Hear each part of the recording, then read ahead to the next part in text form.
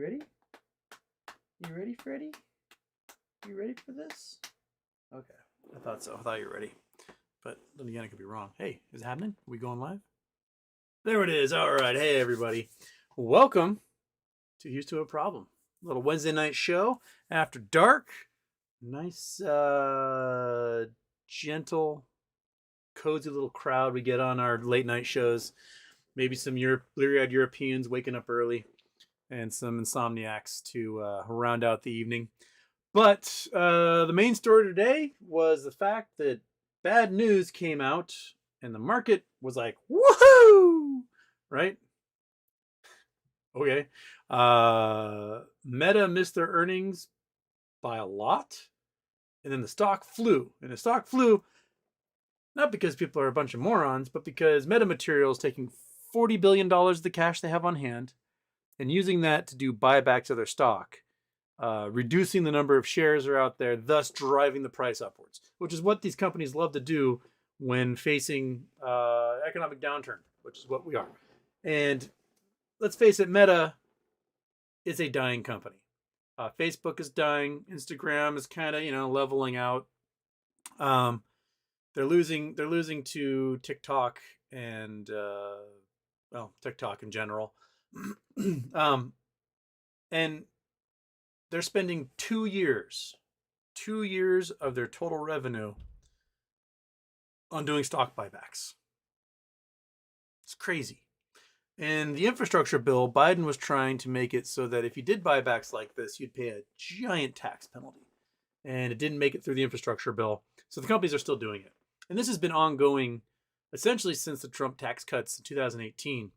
And in 2018, 109% of corporate profits went to stock buybacks. So basically they're spending more money than total corporate profits in the entire United States was going to stock buybacks to boost the stock price.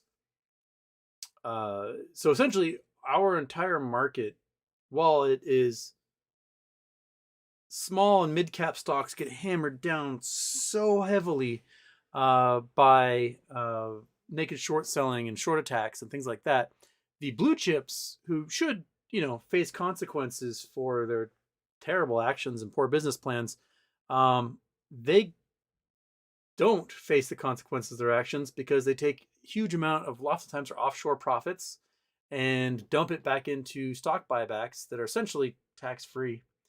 And this past Q3 reporting for Apple was missing their projections like crazy. People are like, oh, the revenue's way down, profits way down, everything's down, can't get phones out to people, the factories aren't working, whatever. And they did 60 some odd billion, $100 billion in stock buybacks. So that the profit earnings ratio for each share all of a sudden was like where it was before. And like, oh, it's fine. It's totally cool. Yeah, they're a third of the company they were before. But yeah, totally fine. It just pisses me off. that a company can be as bad as Meta. And let's face it, Meta is doing this pivot to like, let's play workplace simulator. And I'm going to pretend like I'm at work on my off time. That's their future. That's what they're going for with their stupid little metaverse. And the stock shoots up $30 in 2 minutes after hours because they're like, we're going to spend all of our money on stock buybacks. Cool. Good job, guys. Ugh.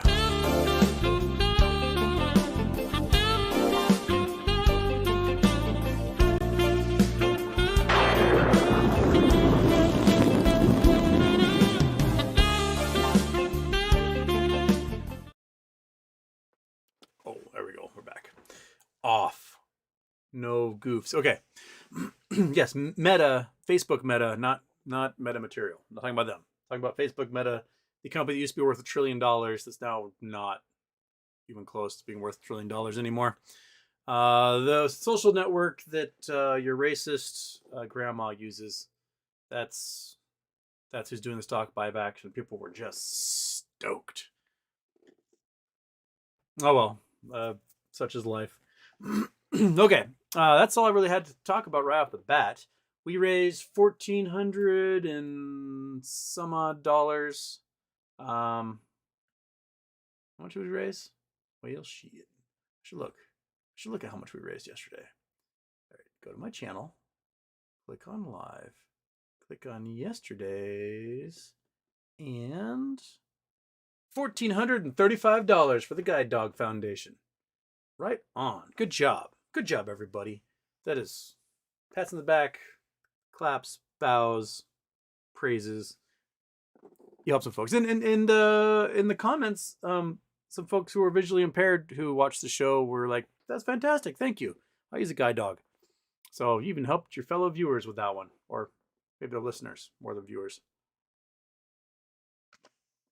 Okay, I only give a 15-minute warning, and there's a very small audience right now, so we're going to be up to date. You guys can start firing questions, I guess, at me, and we'll roll, baby. Okay. BOFH Houston, any update on the Mmtlp lawsuit? Was the deadline was the first? Yes, deadline is today. Apparently, FINRA is counting their motion to dismiss as their response to the lawsuit, which is kind of cocky, because if the judge doesn't grant the motion to dismiss and it goes to a hearing, they haven't countered any of her arguments yet. I chatted briefly with Rosa via text message earlier. She is so swamped. So she's got 2 weeks to take the Texas bar because she's trying to expand her business to do volunteer work for people in Texas trying to do estate planning, because there's certain rules in Islam about interest rates and inheritance, things like that. And so she's trying to help people in the Muslim community in Texas be able to set up estate planning so that they can not violate the tenets of their faith by putting money in the wrong accounts and things. So she's trying to pass that bar exam, and she's like only just started studying for the Texas bar. So she's swamped doing that, plus her regular work, plus trying to respond to this lawsuit. I verified with her that she is going to move for sanctions against FINRA for lying in their filing about deleting the Mmtlp ticker, because they didn't. And for omitting certain matters of fact in their filings. So I expect it to be spicy and fiery. I just don't know when she's going to have a chance to get to it and to file a response to their response to her response. So there'll be a memoranda that gets in there somewhere. I'm not sure when it's going to be, but it's coming. She's got at least a little time to file a response to all that stuff. So the court does it, like, you do this, you respond. You got 2 weeks to do your response to response, and you can respond to the response to the response, and then you can blah, blah, blah, and then someone's got to file for a hearing, and there you go. All right, but that's all I know. BOFH, my favorite part of the Fed press conference was figuring out which reporters had puts that were getting blown based on how fast the reporter was talking. I know, everything just went woohoo.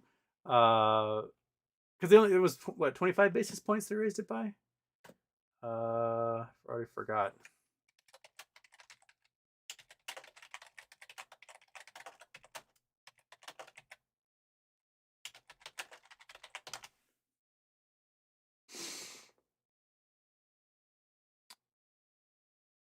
Was it 25? I'm looking. Premature, declared 25 basis points, which is just like, he knows he has to do more. But like, let's just keep the market inflating. Let's fight inflation by inflating the market. That's the best way that you could possibly do it. So the interest rates are going up. They're at 4.78 or whatever for 4.75 for bonds. Highest level since early 2008. What was happening early 2008, kitty cat? What was happening? Was it that a whole bunch of adjustable rate mortgages were resetting, and all of a sudden the people that got in at like 1% couldn't afford their mortgages anymore because interest rates were high, and then they started getting foreclosed on by all these banks? Oh man, what also happened in 2008? If Powell wants the ability to do quantitative easing for when the economy absolutely just falls through the floor, they're gonna have to jack up those rates really high really soon, so they have the ability to cut them when it's needed. Doing a little 25 basis points not going to do it. They got to inflict more pain, like 1981 style, to really get it over. Okay. Jason Blackwell. Houston, there were 9 ants in my bathroom. I left to get a bug spray, but 10th ant showed up. Now I have 10 ant rights. Boo. BOFH, Jason Blackwell, I had a spider living in my bedroom. I'm sorry. Yeah, can't read. I had a spider living in my bathroom for a while. We had an unspoken agreement. He eats bugs and leaves me alone, and I leave him alone. I had the same thing. Corner of the window, right by my sink. There was a little spider eating the things, and it was going fine. The little fruit flies in the fall would land on there and eat them right up. You know, if I like zapped one with a towel, a little fly, I'd toss it into the spider web, and then that bitch laid eggs, and all of a sudden I'm on the toilet one day and I see out of the corner of my eye like 50,000 little spiders everywhere. I was like, sorry, your lease is only for one spider in that corner window, and they all had to go. And by go I meant I smeared them all over the wall and then flushed them down the toilet because I'm not the sheriff. All right. Hoshi Gaming Houston, got any trippy facts or things that seem unreal? Whenever you put someone on the spot like that, it's always, you know what's the best thing to do is you go to Boyd's Curiosity Shop. Go to Boyd's Curiosity Shop and you just pull something out of here. Let's see here.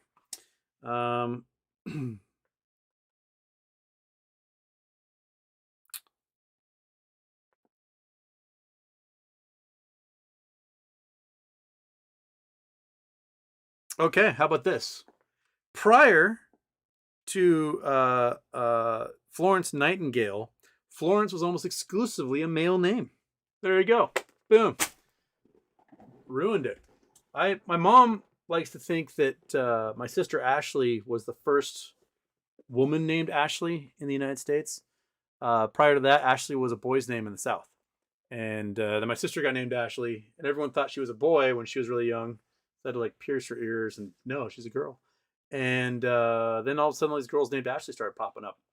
So if you find an Ashley, a woman named Ashley is older than 52, 53, let me know. Because they might be the proto Lady Ashley. But there you go. There's random fact from Boyd's Curiosity Shop. Okay.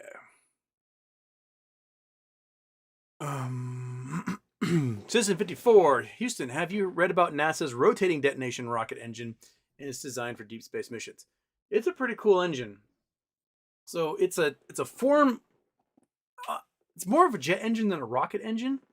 So you got a cylinder, and it's sort of like one of those Dyson bladeless things. What it kind of looks like, and what you do is you do a detonation, and it goes through a channel that's along the edge of the cylinder.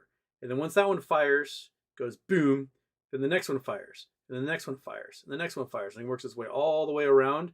And so it does this vortex. So it goes around and around and around and around and around, thrusting backwards, and it creates this kind of rifling vortex out of it and thrust. And it uses a lot less fuel and produces an incredible amount of thrust. So they tested the engine, like this weekend or something.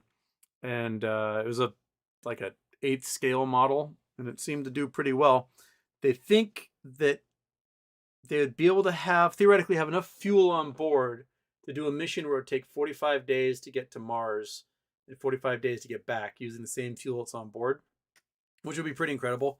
Not quite getting to the point where you want to do like a full 1 Earth gravity, 1 G of thrust, so that people can maintain their strength on the way to Mars. And then it would only take 3 days to get there and back.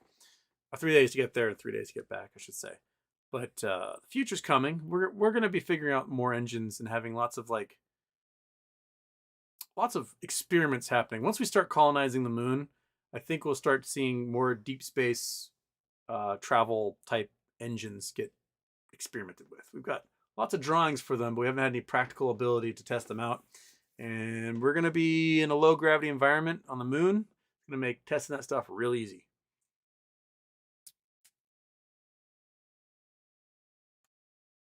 Ray Grumps. In GTII, pretty much calling out naked shorting on that stock. Specifically, I don't think any other documentation on the DTCC site has ever mentioned a stock by name that was sold short. Is DTCC talking about GTII being sold short now? Look at GTI, went from $156 to 24. But it shows. I'm not really sure what you're asking there, so I don't know. Iggy Lemon. Houston. If you had to pick 3 hair metal bands for a road trip, who would you pick and why? Ooh. Well, D. Snyder and Quiet Riot all the way. I probably could hang out with those dudes all day long.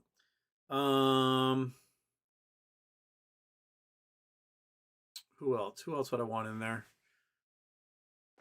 Like, you gotta think about like who you're hanging out with in like what era. Like, is it 1980s? Is it when everyone's peaked or in their peak in their prime? And I gotta watch out for like, I don't know, A, STDs, B, getting arrested, or is it more like calm down 80s hair metal bands that have receding hairlines and have to wear wigs and stuff now? But regardless, D Snyder and crew are in there.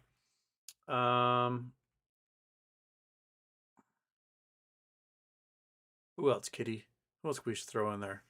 Huh? We can do like Guns N' Roses.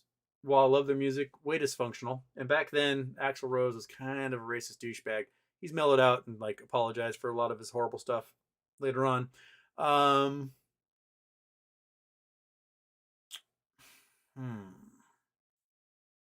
Ryan James Dio, maybe get some Dio in there, but Dio is more leather metal. He did kind of have a hair metal phase, and when Alice Cooper rejuvenated his metal crown in the 80s, like that album just was thunderous.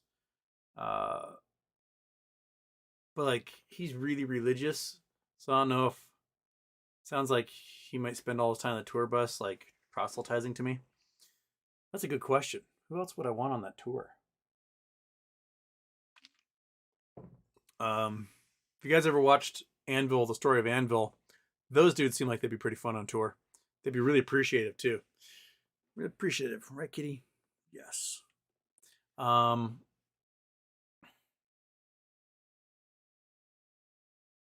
got other people answering here. Iron Maiden. Well, Iron Maiden's more leather metal than hair metal. And dude, Bruce Dickinson is one of the coolest people in the world. I mean, guy's Olympic fencer, pilots his own jet, is knighted, and he leads a metal band. Like that right there is friggin' awesome.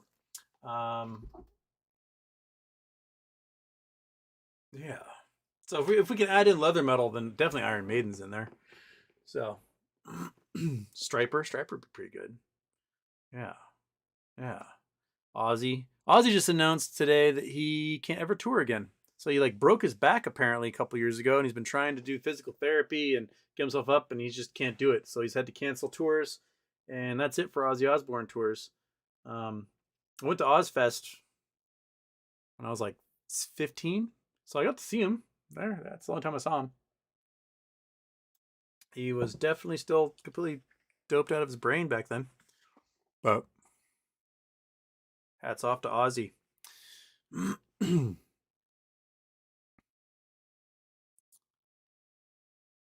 Raw. Where was I? Do.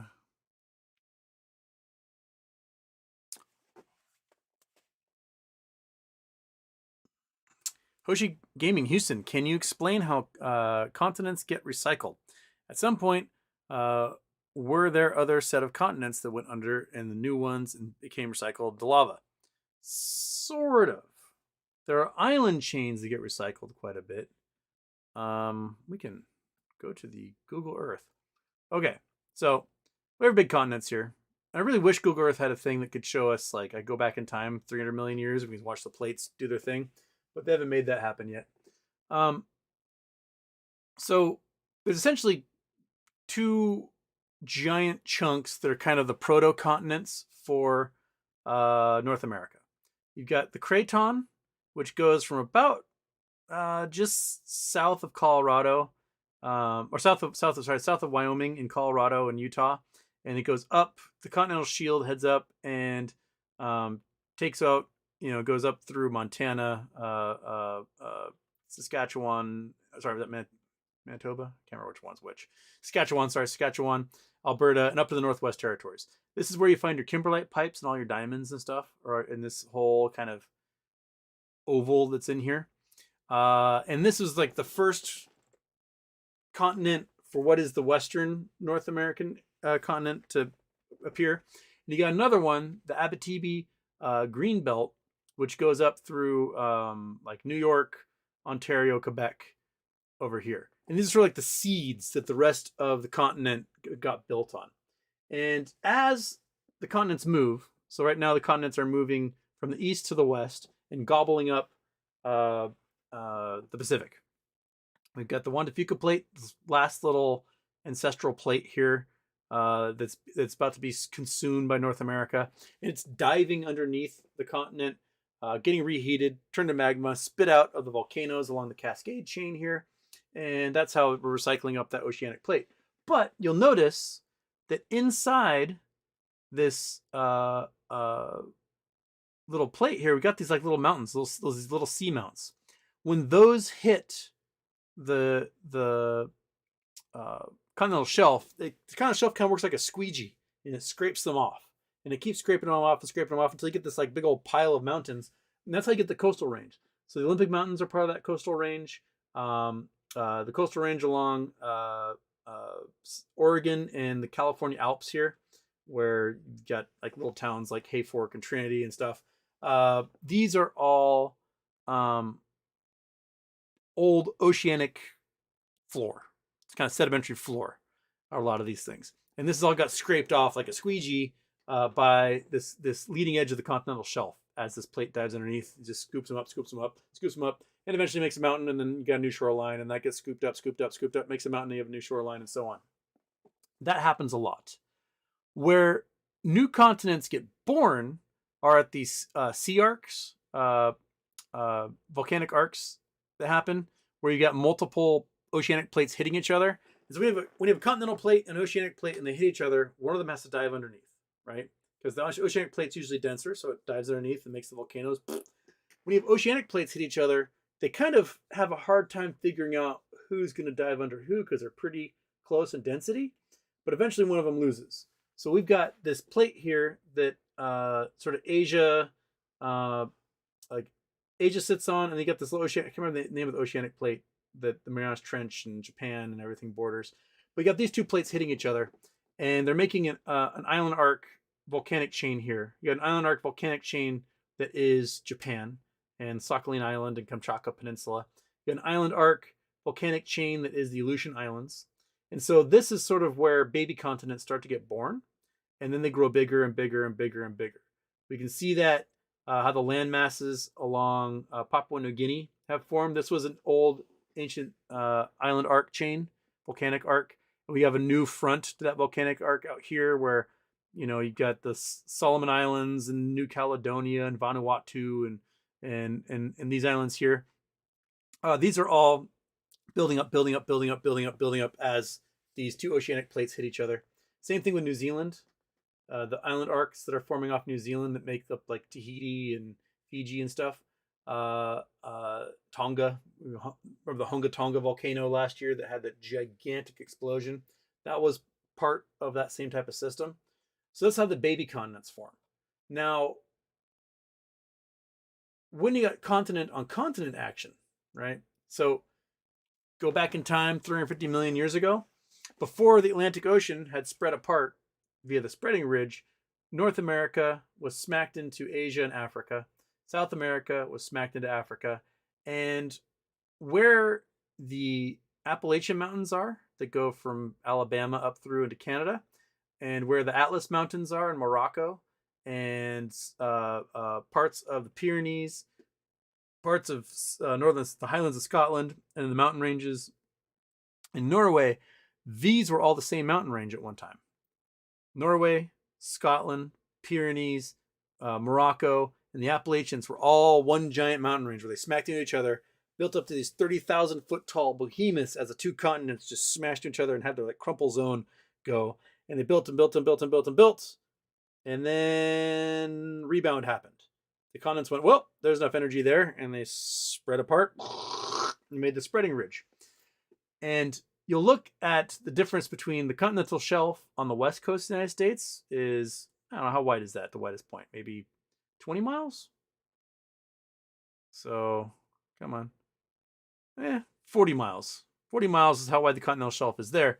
The continental shelf on the east coast, in its widest spots, I mean, you're looking at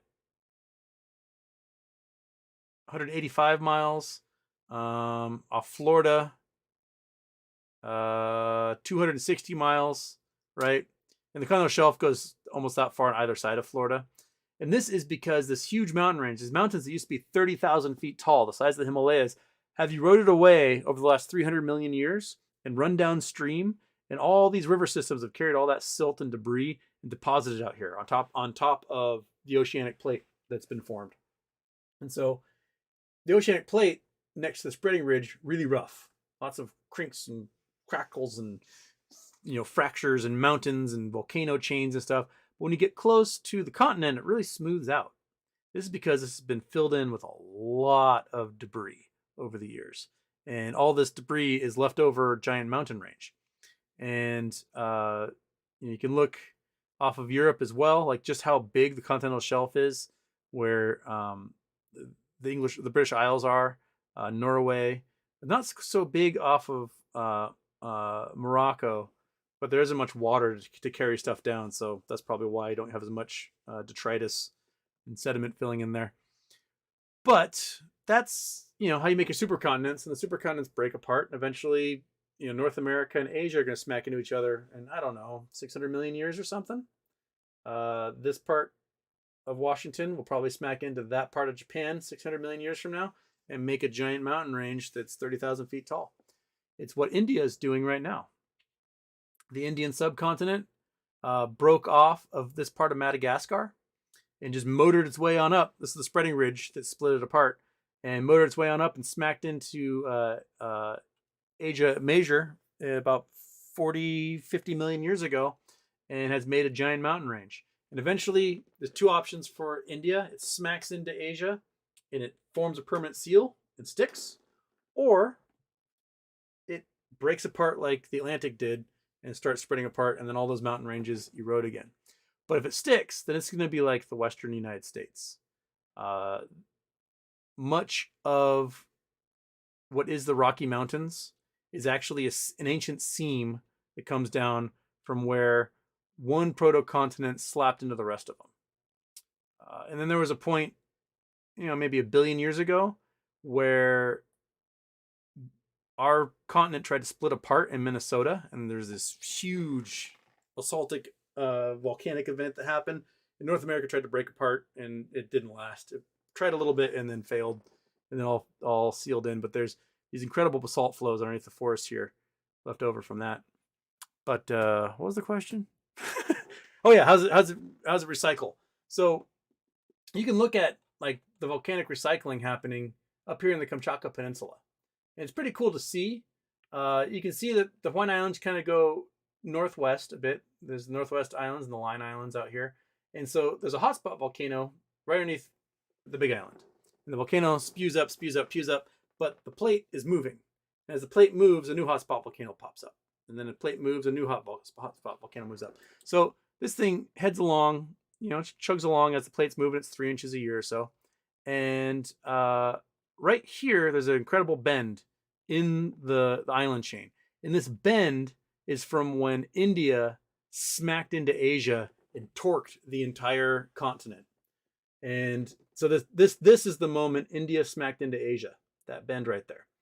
But the island arc continues on and is diving underneath the Kamchatka Peninsula. Now, if it wasn't for the Hawaiian Islands, the ancient Hawaiian Islands here, these seamounts going underneath the plate, this would probably be a continuous island arc all the way to Japan. but it's provided a whole bunch of resistance and has torqued, like bent the entire plate as these big knobs of ancient seamount get pushed underneath this trench and underneath the Kamchatka Peninsula. And there's an incredible amount of active volcanoes in the Kamchatka Peninsula. And so when the Hawaiian Islands get dragged down underneath Kamchatka and reheat and become molten, spit back out again, this is all recycled Hawaii. So all these ancient islands over who knows how many tens of millions or hundreds of millions or even billions of years have been diving underneath Kamchatka Peninsula, building up this peninsula through volcanic action for that period of time. So this is all recycled Hawaii right here. It's pretty cool. That, like, you know, this tropical island, who, you know, this one kind of looks like a little dude right there.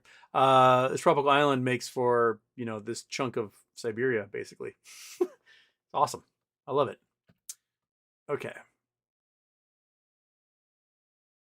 There you go. There's your rundown, your Geology 101 island recycling.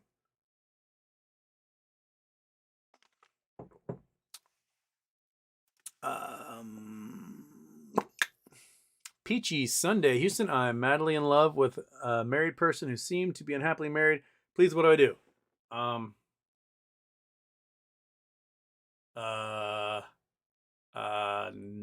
Nothing. That's what I say. Don't home wreck. I've accidentally home wrecked because I didn't realize somebody had like a partner, and I felt really dirty. I don't condone it. If someone's unhappy, they got their option there. They can leave. They can make that clean break. But I don't want the weight on my shoulders of being the reason why a relationship broke apart or whatever. Just don't. I don't want that on my conscience. So I would do nothing personally. Yes, you can be in love with people. It can be unrequited, and that can just be the way it is. If they, you know, finally admit to themselves, this isn't what I want to break apart, shoot your shot. But don't shoot it until they figured out what they're going to do with their lives. That's what I have to say.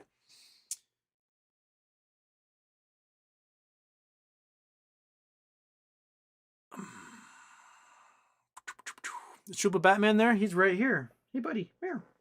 Come here. Come on. Everyone wants to see you. Don't just stare at me. Come on. Come on. Come on. Do it. Come on.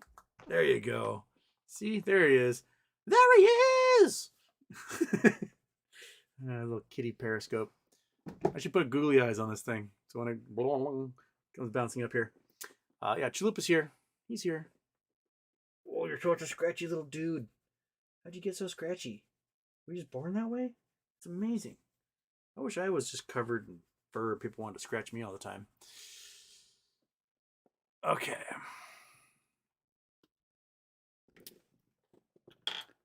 Cat. Now you're in the way. Oh, there you go. Moving. That's your favorite game in the world right there. I'll just put that back on. Oh, monkey butt disappeared. Where'd you go? Oh, you're hiding. You're hiding. Oh, there you are. Hey. That's not time. I don't think it's time, but it's not time. It's not time.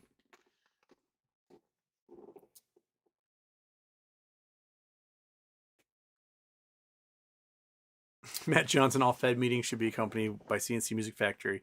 Everybody dance now. BOFH, is there any way we can help Rosa? I hope she doesn't burn herself out and miss something important. That would really suck. I think she's got a pretty good support network going on. You know, I think right now the worst thing we can do is constantly ask her, "Can I help you? Can I help? Do you need some help? Can I help you?" And then she's constantly have to answer us like, "No." I think the best thing right now is just kind of, you know, step back, let her take care of all of her stuff. She's definitely a type A personality who wants to like do really well in all of it, and I'm sure she realizes she just bit off a lot, but I think she's a big girl. I think she can chew it all. So I think she's got it.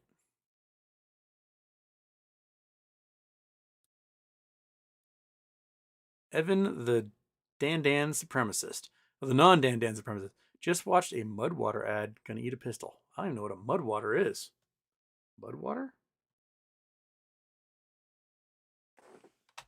Mud water. Mud water. Chargeable. Stainless steel frother. What? Healthy coffee? Mud water. A coffee alternative. Oh, it's mushroom coffee. Okay. Whatever. That's new to me.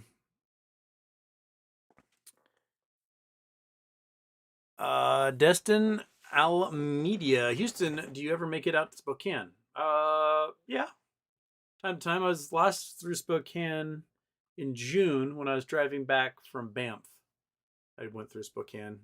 On the way there, I went up to Vancouver and then out to Banff. And on the way back, I went from Banff south through Idaho and then Spokane on the way back. I always like to kind of go a different way. There's several ways you can cross the border, and I like to kind of pass through them all. And you'll see like bighorn sheep and bears and stuff. It's cool.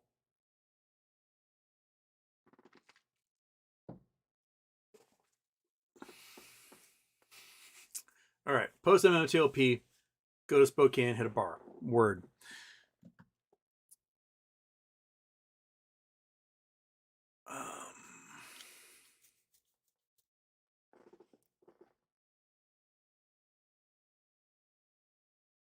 PNW Texan, check out your cover letter built by ChatGPT to Senator McDonald to be her personal watcher. Pretty damn funny. Wait, somebody made one? You made one? What? You don't know. Senator McDonald has the GOP has basically hired a harasser, a stalker, to like follow her around and yell things at her no matter where she goes. It's like his job. His job is literally just like follow her around, yell stuff at her at the Capitol, go to dinner, yell at her, whatever. And I said, you can hire me and I'll follow him around. And so somebody made me a ChatGPT cover letter. All right, that's funny. Paul M. Colorado River water is delicious, much better than MS water. Although also BFH wants me to ask about Houston getting rocks off or some such.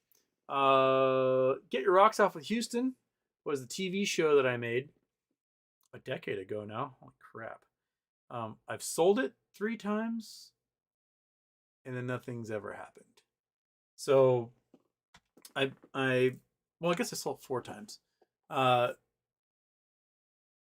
In 2012, I went on a really fun mining adventure. Flew some friends out from Hawaii, and we dug all over the Rockies, dug a bunch of diamonds and sapphires and gold and stuff. And then we went to Sturgis, to the motorcycle rally, and just had a great time. Partied it up, whooped it up. And a friend's family owns the Saloon Number 10, which is the famous saloon in Deadwood where Wild Bill Hickok got shot in the back of the head and was like the site of many of the Wild West's wild times. And so lots of reality TV shows were being filmed, and we ended up meeting like production companies that were there, and they found out what we were doing. Like, that's awesome, we make a show out of this. And then eventually I sold the show to a production company, and that production company, about, I don't know, 3 weeks before we were supposed to go and film, was like, okay, so we know that your show is like this science, history, geology show, but what if, since you're an astronomer, you got a computer scientist friend, a history professor friend, come on, what if like we did like the Big Bang Theory in real life, where you guys pretend like you're autistic nerds, and then you just strike out with women all the time? And I was like, no,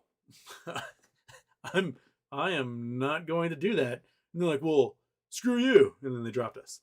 And so I eventually was like, you know what? I'll just do it myself. So I did a Kickstarter. I raised like $27,000 on a Kickstarter, and I was like, all right, we're going to the desert, we're going to do this. So I got a buddy who had like a production company that did industry videos for like Boeing and Microsoft, like take flange A and put it into part B and then screw 4 times, check with your supervisor, like stuff like that. And so we had a little vacation for a week, went out to the Utah desert, filmed, had the greatest time of our entire lives. It was amazing. And then it took a while to edit because I don't know how to edit. A friend of the production company was like, well, I spent my time doing the filming. Time for you to find someone to edit.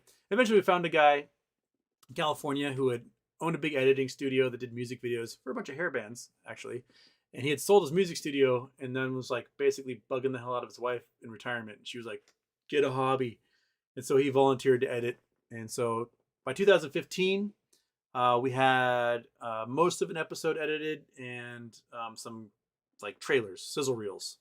And so I took those to Banff to the World Media Festival. Paid a fortune to go. And I met people from all these networks and production companies. I got signed to an agent. She flew me down to LA a whole bunch of times. I met with like 30 production companies. Met another production company that we hit it off. I was like, these guys are great. They really seem to get what I'm trying to convey. And then one of my sister's friends down there was like, don't work with them. I was like, really? Because they seem so much cooler than all these other companies. He's like, I don't believe them. And I didn't listen to him. And I signed with them. And then it was a disaster. They did not understand that an outdoor geology show involves being outdoors. And it was a disaster. It was just the biggest waste of time and money and we got nothing filmed. I've told this story before, but it was a disaster. And I was like, you know what? Nothing's getting done. So I went and got another master's degree in space studies.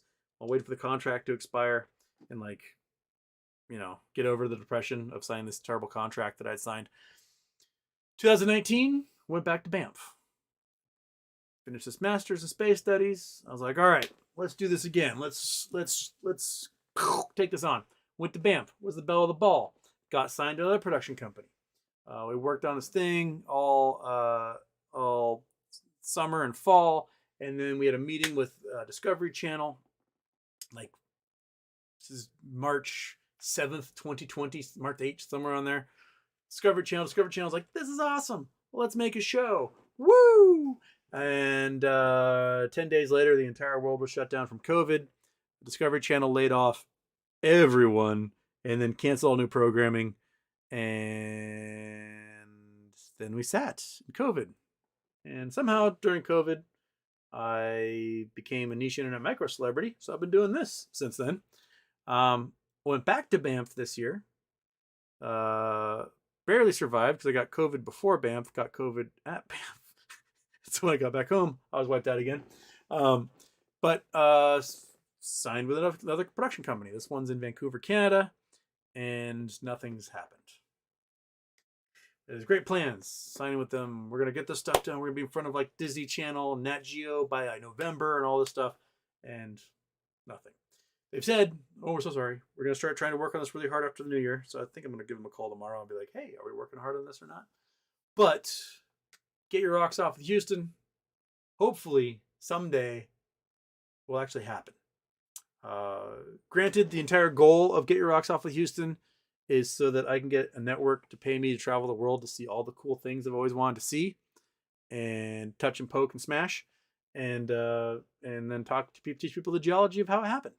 The idea is each episode, I profile different rock, mineral, geologic phenomena, talk about how Earth made it, where it came from, where you can find it, famous examples of it, what you can do with it, and then we go and get it. And it becomes a travel show where we're going to find this thing, whether it's diamonds or gold or oil or the site of an earthquake or whatever.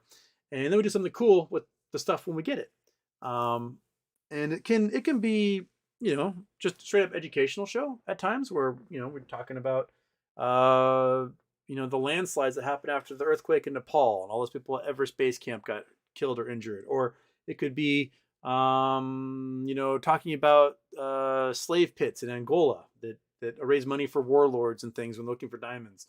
Or it could be, just kind of like how oil is discovered. Like what is it? What did you look for? What do people that work in oil fields? What are they looking for? Stuff like that. And we can do celebrity episodes. We can do, take a famous actress. You're like, I can't think of any names right now. Scarlett Johansson. There, I thought of a name. Take Scarlett Johansson. Take her to Wyoming or Montana. We dig a bunch of sapphires. She digs sapphires. She digs her own sapphires. She goes, holy crap, I got sapphires. I go, yes, you got sapphires.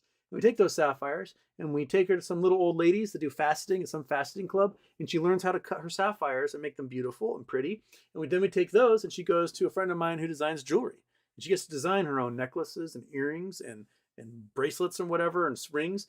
And then she wears her own amazing like 1,000 carats of sapphires to the Oscars or the premiere of a movie or whatever, and gets her picture taken in like People magazine and Vogue, and then she auctions off her creation. She designed it herself, she mined it herself, she cut it herself, right? Like fully vertically integrated Hollywood star, making and designing every single one of these fantastically valuable things.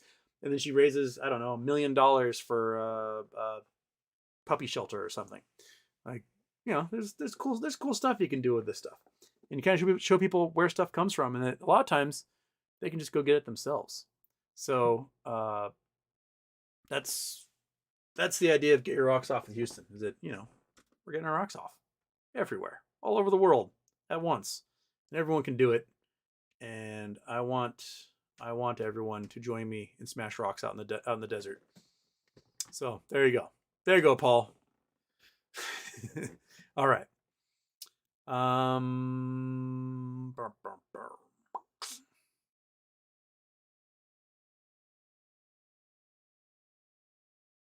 right. And there's the reset of the chat. Now I got to go all the way back up to where people were talking about hair metal bands. Hair metal bands, kitty. Don't look at me like that. Just be a little kitty. That's right.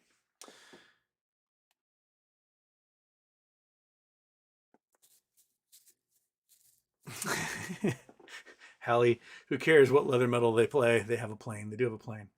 One of my favorite stories about Bruce Dickinson and Iron Maiden is when the 08-09 financial crisis happened, some big British airline went bankrupt.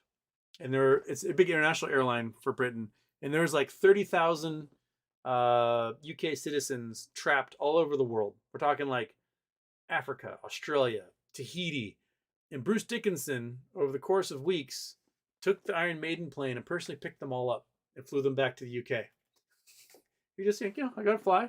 We're gonna go pick up, 500 at a time, load them onto my private jet, and we're gonna fly them back to the UK and drop them off and go get some more. But that was just awesome. The dude is rad. And he can poke you in the eye with a stick and you would never be able to defend yourself.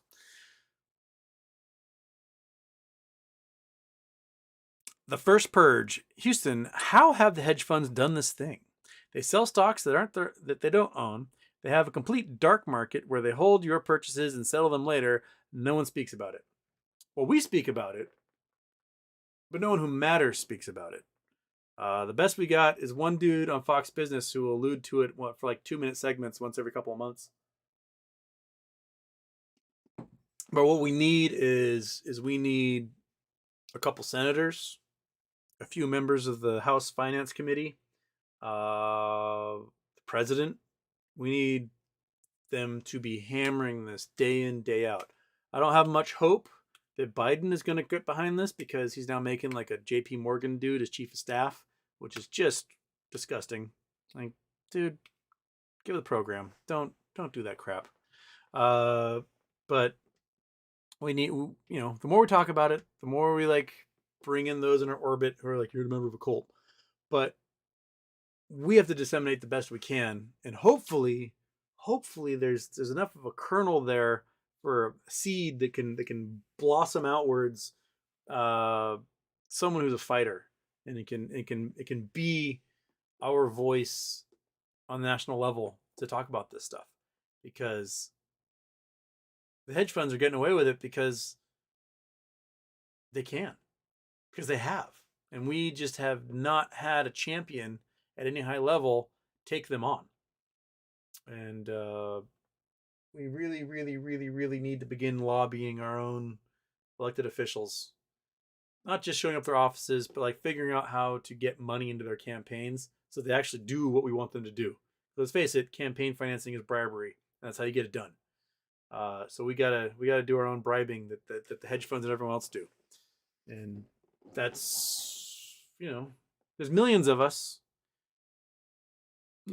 tens or $100 for 1 million people. That can go a long way in doing that, in doing the dark money and campaign financing, everything else that will force them to get onto our side. And it looks like my internet is dying. And I'm sorry that I am now look like I'm being filmed with a potato. So, crap. Well, 11 o'clock at night with Comcast. What else can you hope to have happen?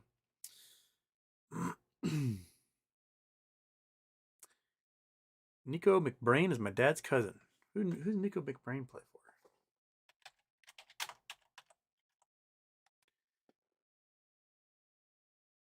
Oh, he's a drummer. Ah, Iron Maiden's drummer. Okay. Right on. Right on. So he's your first cousin once removed? If he's your dad's cousin, right? Or is that second cousin? No, I think it's first cousin once removed. Makes sense. Great cousin? I don't know what you call that.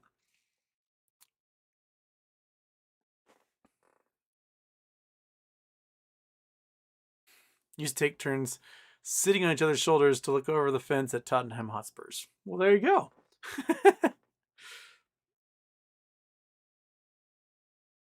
Andrew Freeman, I tweeted you DTII and DTCC admitted, or DTTC admitted shorting. Okay, I'll have to look at that for Andrew. So that is, all right. Citizen 54, why is gold not magnetic? What makes metal magnetic? Oftentimes what makes metal magnetic is how the metal aligns when it crystallizes. And that's kind of general thing. Gold is a noble metal, which means like it doesn't bond with anything else. So it doesn't really have free electrons that can give away to other material. So there's no real kind of I don't want to say charge going through. That's the wrong term. What's the term I want to use, Kitty? This is where I get terrible at describing chemistry. The atoms themselves never line up in a particular direction with gold. Like you can run a current through gold, and there's not very much resistance at all. It's a very conductive material, but it itself doesn't lend for the realignment of electrons inside, so you can get polarity. I don't know how else to describe this. This is where I'm really failing at describing how certain metals are magnetic. But like iron, it's really easy to get those metals to line up. You can do it by heating up the metal and letting it cool slowly, and they'll align themselves. You can do it by running charges through the metal, and they'll eventually line their way up. You can actually beat the metal into form. So you can take all these like random atoms and you can like smash it, and they'll all line up and become more magnetic. There's certain things you can add to metals, and all of a sudden they aren't magnetic. So you can add, your beryllium and carbon and whatnot to steel, and you'll get stainless steel, which is no longer magnetic, but also doesn't rust. So it doesn't patina because it won't oxidize anymore. So that's, some metals are magnetic, some aren't, because of how those electrons can get lined up. BOFH Houston, if you want to read about interesting water, look into the history of St. Louis, Missouri tap water. Okay. I do know that by the time a drop of water leaves the Mississippi River, it has gone through the human body like 14 times. So, someone drinks some water up in Minneapolis and then pisses it out, and it gets treated and then spit back into the river, and it goes downstream, and then somebody in, I don't know, Davenport, Iowa, drinks some water, and then they spit it out, and then somebody in Cairo, Illinois drinks it, and they spit it out, and then somebody in St. Louis drinks it, and it just works its way down. Eventually it goes to Memphis and Little Rock and whoever else can happen to drink that water, until eventually someone drinks a whole bunch of bourbon in New Orleans and then pukes it out, and it goes into a storm drain and heads out to the Mississippi and makes its way to the ocean. So that's, nature at work.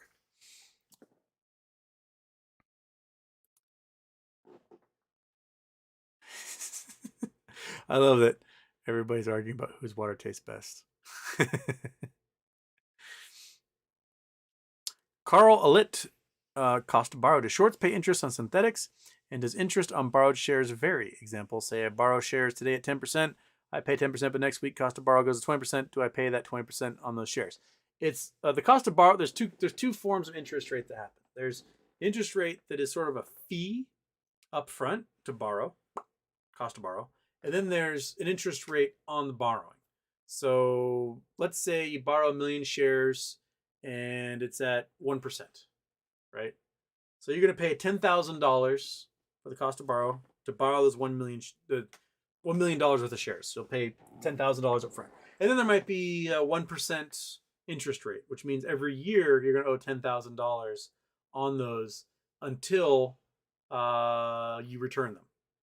But if the cost to borrow and the interest rate skyrockets, then the new people enter that will have to pay more. So the folks that borrowed 2 years ago, when the cost to borrow was like 1%, they don't care.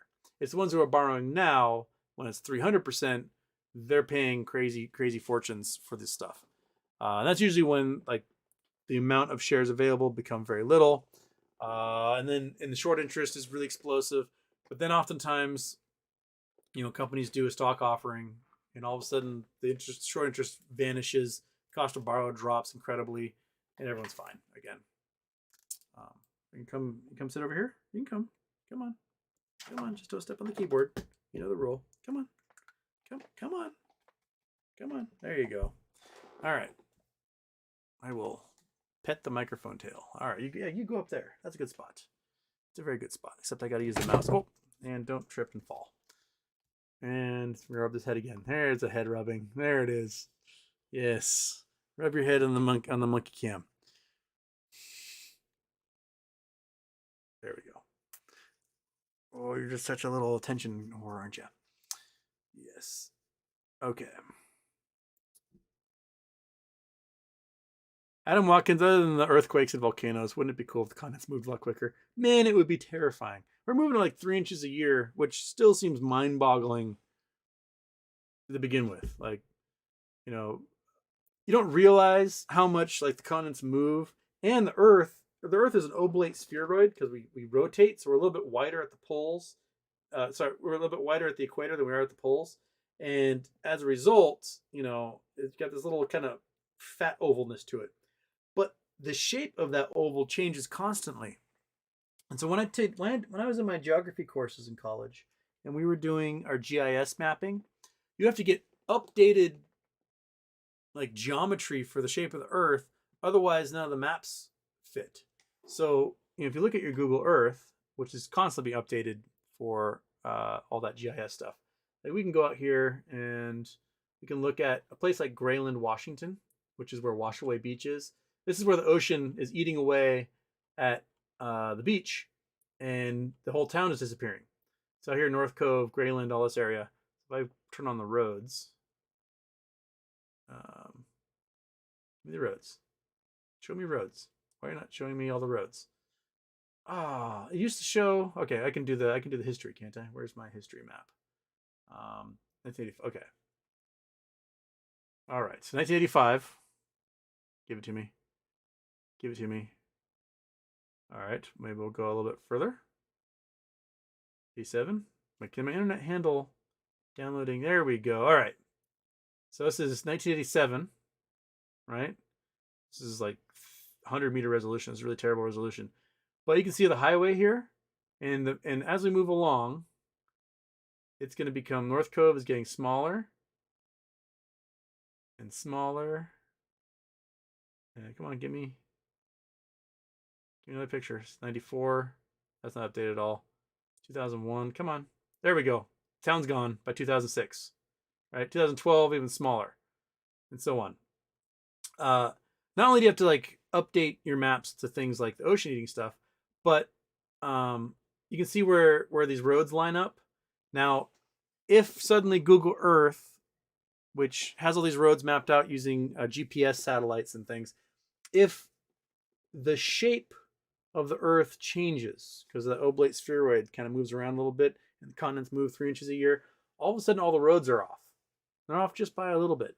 If you don't have an updated map in a GIS system in your car, like you're driving a car from 2006 or something, sometimes you'll find yourself driving along, and on the map, it shows you driving next to the highway by like 30 feet. Like, what is going on?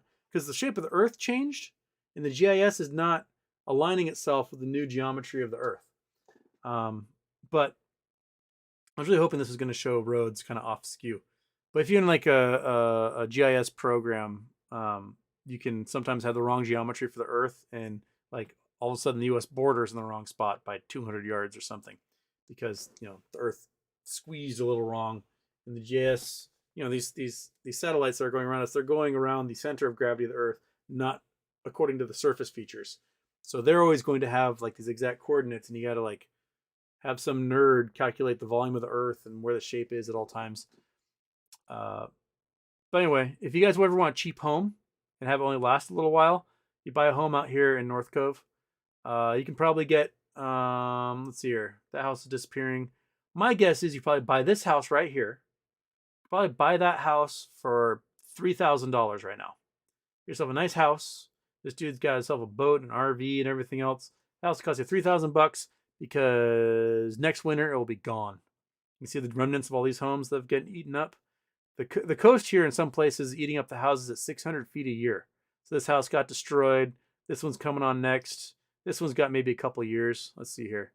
There's the water there. How far? Let's go. I'm going to go feet. And so this one is, oh, no, maybe this will be gone next year. That's 400 feet from the ocean line.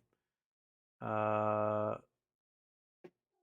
North Cove itself. How much time do you have until you get to the main highway?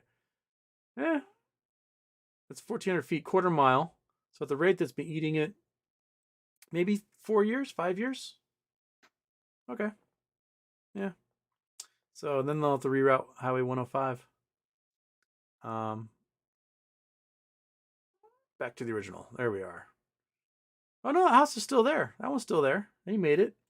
The other house that was here is all gone. So, yeah. So it looks like it's eating much more in this area now than down here.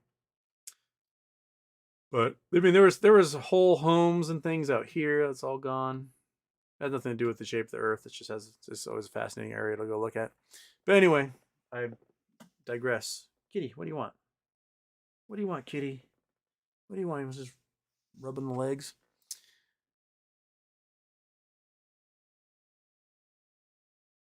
Carl Alit, why are there hedge funds when they could be unregulated family offices?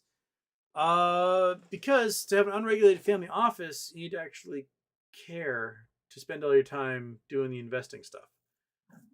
When you can just give your money to a hedge fund and go, you deal with it. So that's why. There's rich people who are like, you know what, I love investing. And so you got guys like Ryan Cohen, who's got Ryan Cohen Ventures, right? That's his family office. He likes to do his investing. It's what he likes to do. So he's going to be that active investor doing these things. And then you got other people who just don't give a rip and they want to go sit by a pool or on a beach or fly in the private jet or be knee deep in, I don't know, supermodels or whatever. And they go, all right, hedge fund, here's my hundreds of millions of dollars. Make sure I got money. And if you lose me my money, I'm going to disappear you. So don't lose me my money. And that's why hedge funds exist.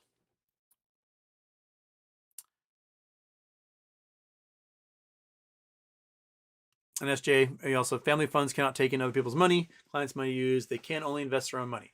They can do that, but they can also invest the money of their employees because they can employ people. They can, if you happen to have an employee who's a billionaire, and be like, hey, would you like to work for me and give me $1 billion? You can do weird family fund loopholes that way.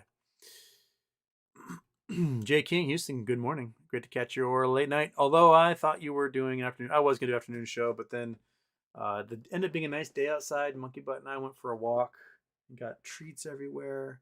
And then my mom's flying. My uncle passed away on Christmas Day, and so she's flying out tomorrow to go to his memorial.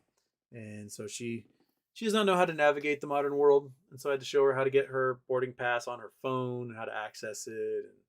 And then we ate dinner and put together a puzzle for the past couple hours. So it ended up being an after dark show. Such is life. But yes. All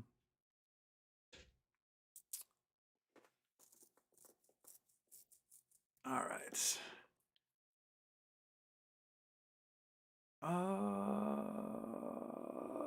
Bill Coin, millions of nano machines In our bodies in the future, we will venture deep into space. Every brain neuron will have a nanomachine connected directly to the spaceship. Nothing like Star Trek. That, to me, sounds like a nightmare. Can you imagine, like, your brain is every neuron is hooked up to like the internet, and there's something like just pumping out everything that you ever thought, done, whatever. That just seems like a lot. We just sometimes we just make things so unnecessarily complicated. I don't know. I don't know if I want like little nanobots ported in my brain. Granted, I probably won't be alive for that part anyway. So grandkids or whatever getting nanobots ported in their brain. It just seems like there's a lot of side effects that not just physiologically but like societally that I just don't want to think about that happening. I mean, we're not very far from them basically taking the essence of Chat GPT and dumping it into one of those like robot dogs from Boston Dynamics or whatever. And then robot dog all of a sudden is like thinking about stuff.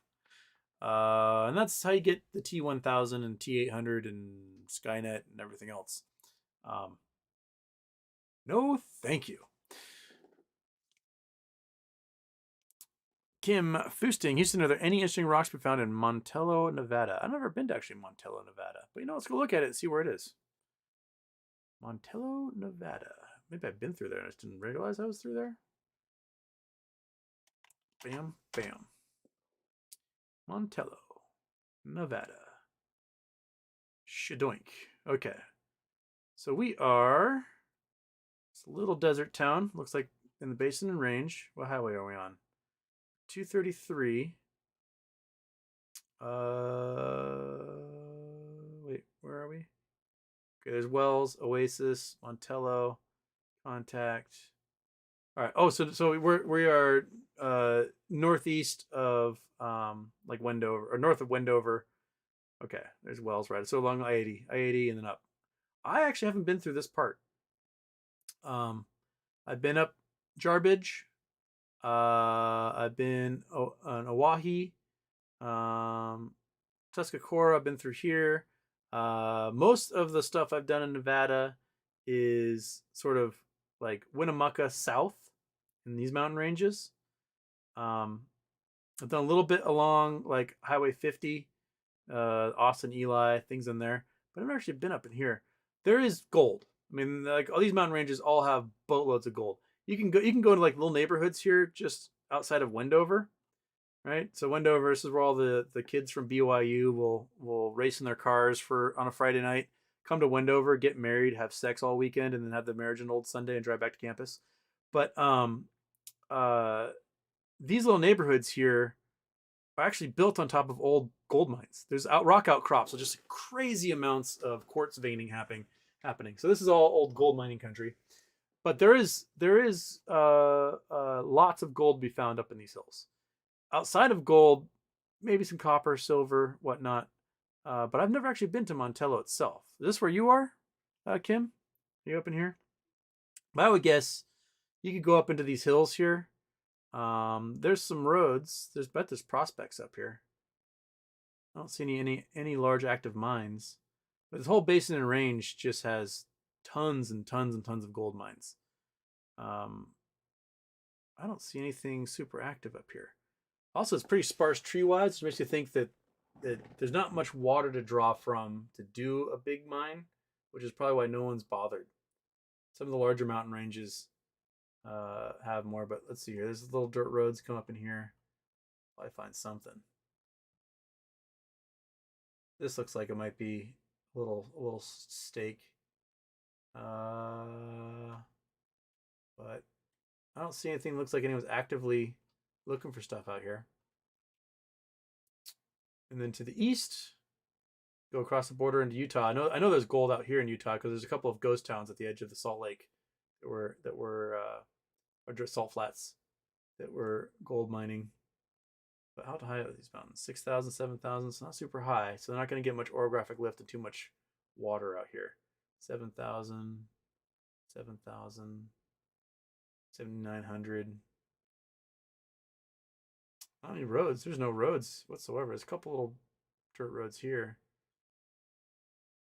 But gold, I would just look for gold. Gold, gold, gold, gold, gold. Murdoch Mountain, how high are you? You're also 79, 8,000. And about 4,000 foot elevation gain between the town and there. But you go up in the mountains, you'll find stuff in the streams. You'll find quartz crystals and things like that. You probably find agates. I wouldn't doubt. Like, one fun thing everyone can do is get a metal detector. And if you go for like one of the little, it doesn't have to be like the really expensive pulse induction ones, are like $5,000, but it can be like, oops, wrong one. I want to go turn you off, turn you on, but make it Nick McBrain. All right.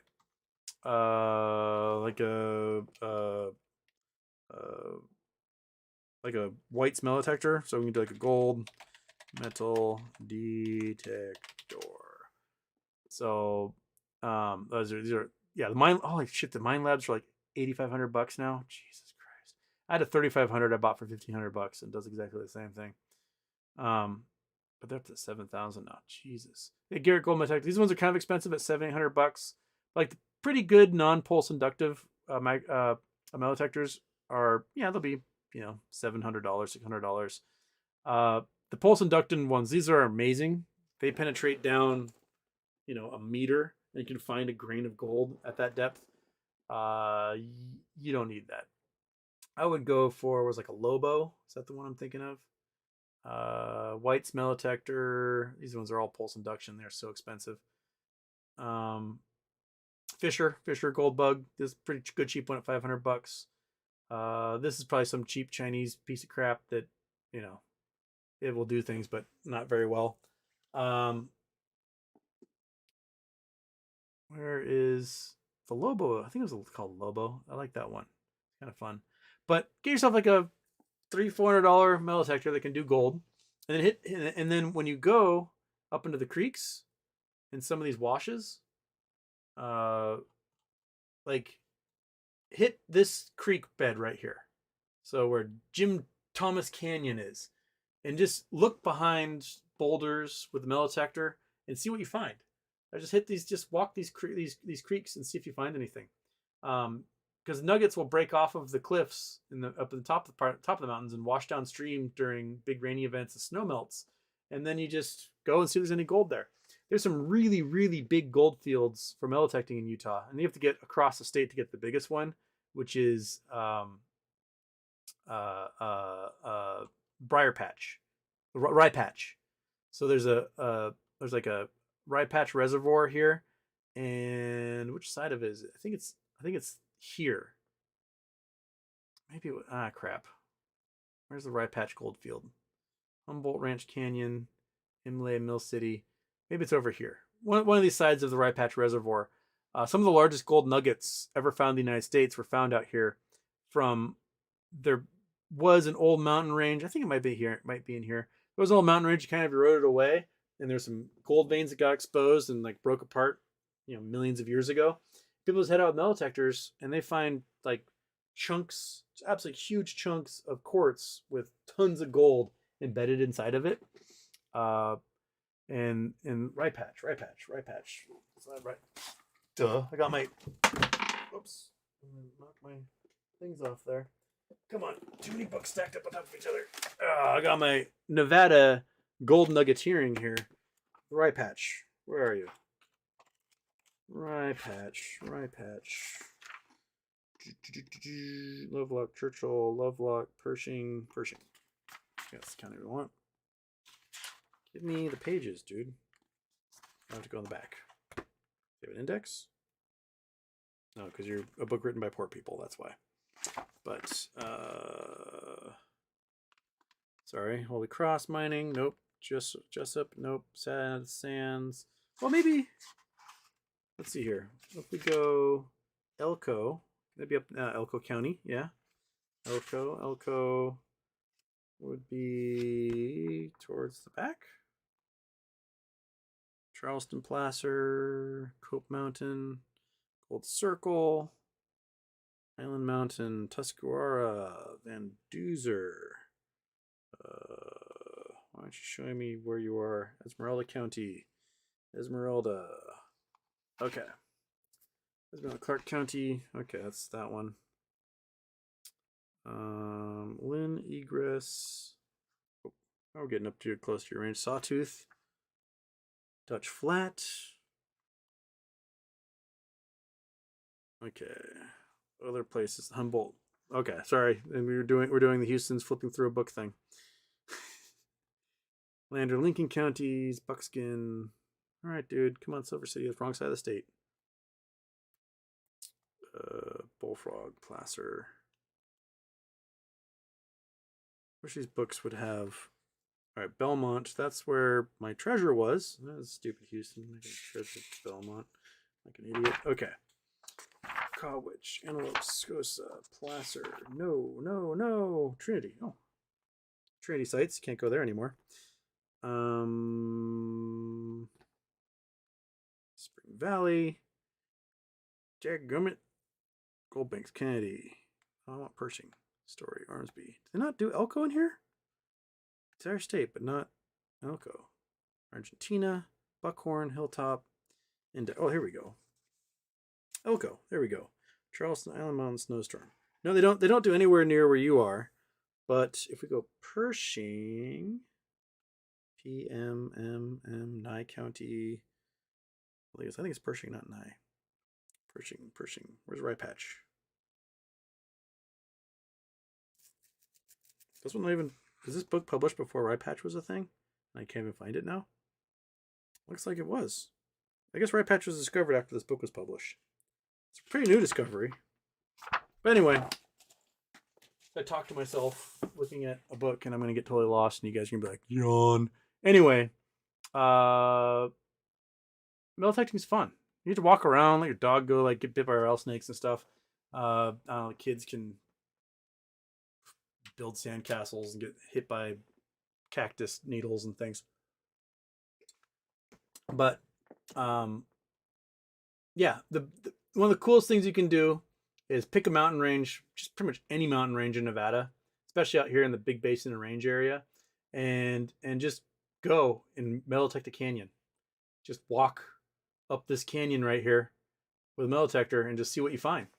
You end up at like 10,000 feet eventually. You might get attacked by a cougar that you won't see coming or have a donkey kick you in the face. But, you know, it's cool stuff. And some of these mountain ranges get huge, 12, 13,000 feet. But yeah, where you are, you're right at the edge of the basin and range. So, but still like Jarbidge, which is to your northwest, huge gold mining area. Tons of gold mines up here. Still active. So, I recommend it. I just go. Metal detect. Do it.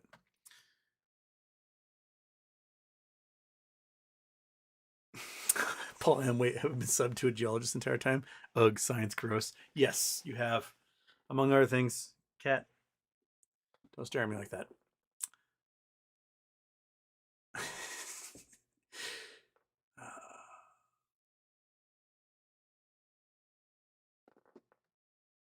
Okay.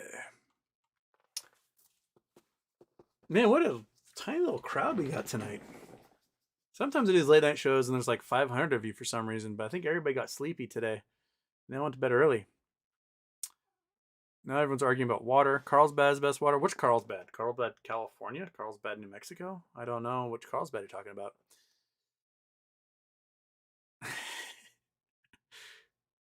Can we hear the cat purrs? You want to hear some cat purrs? All right, kitty. I think the cat really wants out of the room. But you know what we can do?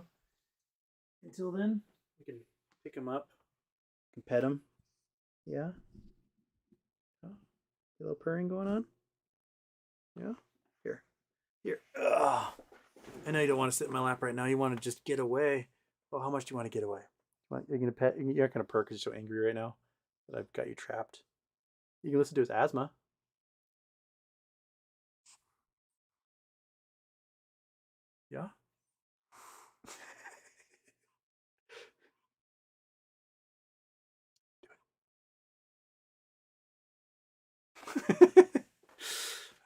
He wants out. Okay, you can get out.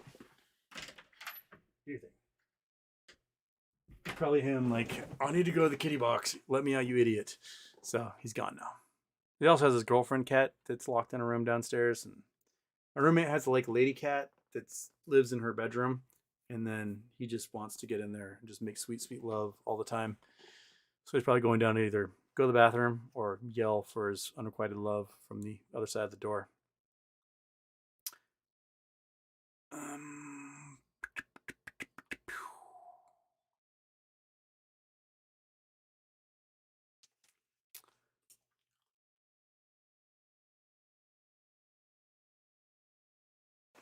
Star Warrior. Okay, talking about gold. It's much more stable. The electrons on the outermost shell is full 8 electrons, so the charge is neutral. I think that's what it is. So because it's a noble metal, it doesn't bond with anything. It doesn't have a free electron to travel through and to course through and kind of align everything at that. That's kind of the way I understand it. But it's been a while since I've had to do anything with chemistry.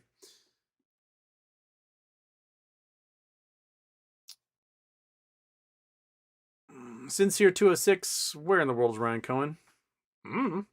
And why doesn't it seem like they, GameStop, have done much to address the stock being split instead of a dividend split? You got me. I would have freaked the hell out, thrown some attorneys at it, and made a big stink. I don't know why they didn't. You got me.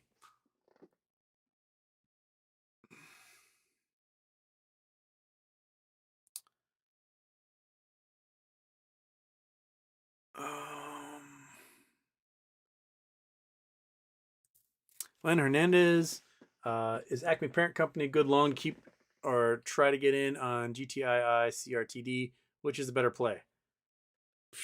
I think the quickest results will probably be the CRTD. That one seems to be much more active going on. And Acme parent company is probably waiting for all sorts of lawsuits to settle and figure out what's happening with their former Acme. Right? Right, monkey? Oh, you know what she's doing? She's looking up at something very specific, aren't you? Yes, you are. You're eyeballing me, and then you're looking up at what you want. What is it you want? Oh, you want what that thing you're looking at? Is that what you want? If my hand goes up like this, yes, and it goes over here, and then your face explodes. Oh, is that what you want? Is this what you want? The giant dog beef jerky? Oh, that's what you're looking for. Yes. All right, come on, get it. Come up and get it. Come on. There you go. Wednesday nights, baby. We're just calm, cool, and collected out here. You swallow it all? All right. Gotta come get it again. This one's tall. This was really up here. Gotta come get this one. Where is it? There. Oh, you got that one really easily. Okay. That's it. You get 2. This is such a strong beef jerky smell of this thing. Like, I'm tempted to eat it. It smells like honestly good as beef jerky, but I know it's processed beyond belief. That make your day? That do it for you? You can get enough treats in town today. The great thing about a small town is that this small town is very dog friendly, and like every shop has dog treats. And so we go into every single shop, and they just like, oh my god, it's Monkey Bun, it's her favorite dog in the world. And they give her treats and pet her head, and then she's like, peace, on to the next one. And sometimes you go by like the deli, and they give her a fistful of roast beef. And she's very popular. You're a very popular dog out here. Yes, you are.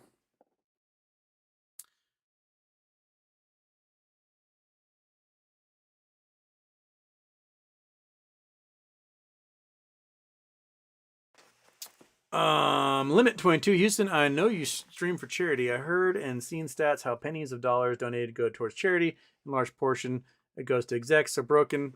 I rather donate to Mr. Beast. I mean, you can donate to Mr. Beast, he's already going to spend his money on doing that because that's YouTube pays him $1 kajillion, and then he makes $1 kajillion off his videos. But I only select highly rated charities, like platinum rated charities. These are charities where like 96% of everything that's donated goes to the actual cause, and their overhead costs are only like 4 or 5% of of the total donations. There are charities out there where like 80% of what's donated goes to executive pay, and they're bogus charities. They figure out a way to like milk the system. My brother was at uh, some sort of dinner held by a charity, and it was this rich family in California that had a charity where they go to war torn countries and they teach them how to plant grapes and they have wineries. But like the lady who's the executive pays herself $1 million a year. She pays her kids each like $600,000 a year. And what they do is like once a year they'll go to like a vacation to Croatia. Well, they'll plant like 4 plants on some Croatian farmer's farm. They'd be like, grow some grapes, and then they leave. And then then they have like fancy dinners where they try to have all their friends give them money to, do it again. There are those type of charities also, but I go to Charity Navigator. There's a couple. What's the other one? Charity Navigator. There's crap. There's a couple of them that they show you like how they get rated, where their money goes, how much of it you donate actually go to the cause that you want. And so those are the charities I do. I try not to pick any charities that are garbage charities that don't actually do the work that they do. So, but donate wherever you want. Mr. Beast isn't a nonprofit himself, so you won't get a tax break giving money to Mr. Beast. Mr. Beast will get the tax break by spending that money on donations. So he'll get the tax break, but you might not necessarily get the tax break.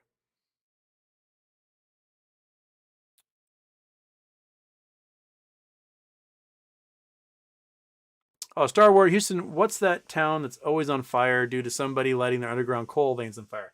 That's the one in Pennsylvania. It's like Washington, Pennsylvania? Is that?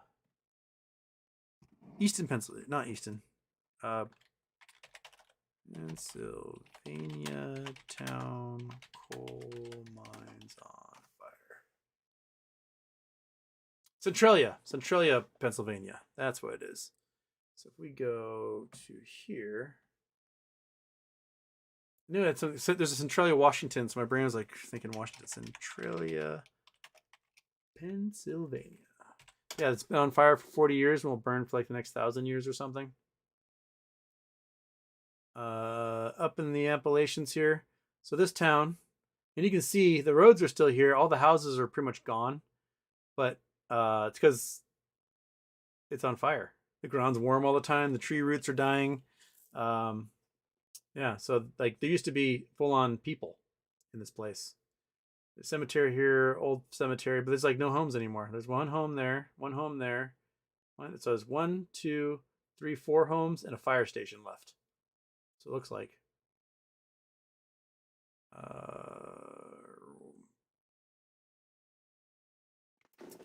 Okay. Centralia is a borough and near ghost town in Columbia County, Pennsylvania, United States. It was part of northeastern Pennsylvania. Its population has declined from 1,000 in 1980 to 5 residents in 2020. So they've lost like 500 homes. Because of a coal mine fire has been burning beneath since 1962. Centralia is part of the Bloomsburg-Berwick metropolitan area. It's the least populated municipality in Pennsylvania. It is completely surrounded by the Cunningham Township. All real estate in the borough was claimed under the eminent domain in 1992 and condemned by the Commonwealth of Pennsylvania. Centralia's zip code was discontinued. In 2002, state and local officials reached an agreement with 7 remaining residents on October 29, 2013, allowing them to remain in Centralia until their deaths, after which the rights to their houses would be taken through eminent domain. So basically, there's a couple of old people left in Centralia, and that's it. So mining began in 1850s for coal. One time there was 5 hotels, 7 churches, 27 saloons, 2 theaters, a bank, post office, 14 general and grocery stores. 37 years later, the production of the arsenite coal had reached its peak in Pennsylvania. In the following years, this is 1890, production declined. Many of the young miners in Centralia enlisted in the military when the U.S. entered World War I. Wall Street Crash 29 resulted in Lehigh Valley Coal Company closing 5 of Centralia local mines. Bootleg miners continued mining in several idle mines, using techniques such as what was called pillar robbing, where the miners would extract coal from the coal pillars left in mines to support the roofs. That is freakishly dangerous.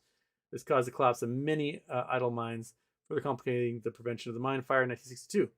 Efforts to seal off the abandoned mines ran to the collapsed areas 1950, Centralia Council acquired the rights to all anthracite coal beneath Centralia through a state law passed in 1949 that enabled the transaction that year. Federal census counted almost 2,000 residents in Centralia at the time. So there's a pretty decent sized town at one point.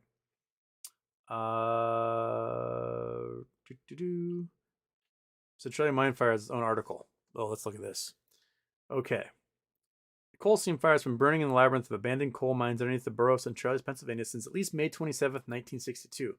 Its original cause and start date are a matter of debate. It's burning in underground coal mines at a depth of up to 300 feet over 8 miles, stretched underneath 3,700 acres. Its current rate could continue to burn for over 250 years. It has caused the town to be abandoned. By 2017, the population had dwindled to 5 residents, around 1,500, the time the coal fire happened. Most of the buildings have been razed. Damn, son. All right. Fire. This was a world where no human could live. Hotter than the planet Mercury, its atmosphere is poisonous as Saturn's. At the heart of the fire, temperatures easily exceed 1,000 degrees Fahrenheit. Lethal clouds of carbon monoxide and other gases swirled through the rock chambers. So this is about the fire itself. Tragedy of the people, government, and Centralia Mine Fire. University Press. Okay. Fire was ignited to clean the dump May 27th. So this is saying that they lit a fire at the dump in 1962, and that spread. So this is one of the theories. Dang, son. So this is reading 187 degrees Fahrenheit on the ground there. Sweet. So it looks like they just kind of gave up. It's just going to burn for the next 250 years, and they go, well, that's that. Cool.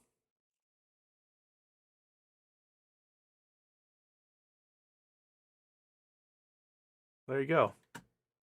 And some places like the pavement buckles and stuff from the heat. Read about that. That's just wild. Don't light your coal mines on fire, folks. That should be the rule. If you're gonna dig underground for coal, don't light it on fire and burn your town down.